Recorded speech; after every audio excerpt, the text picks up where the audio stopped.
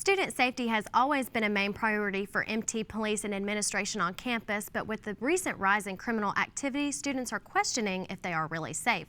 Our reporter Jackson Jones was able to investigate. Thanks, Josie.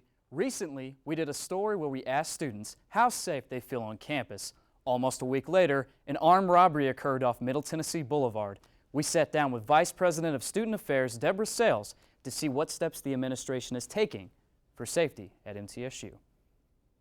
Can't promise that we can keep students safe. Nobody can make that promise. Safety is a partnership between students and the university. Student safety is one of the main priorities the administration at MTSU is focused on and have been experimenting with different methods to solve it. I often think that the bright sort of football stadium lighting is the safest because it just feels so bright to us. But in point of fact, part of what I learned as we worked with those engineers that those kinds of lighting, the big lighting like that, creates then very dark shadows and your eyes don't adjust quickly from the very bright to the very dark. And so there are some better ways to do it that don't look at first blush as bright, but in point of fact end up being more safe because your eyes are better able to, anyway, it's all stuff I don't really know, but we bring in lighting consultants and those kinds of experts to help us figure that stuff out. When we asked about the MTSU email alert service, Debra Sells stated that it isn't meant to make students worry, but be more cautious of their surroundings. First thing folks need to know is that we're federally mandated to send those alerts out to students.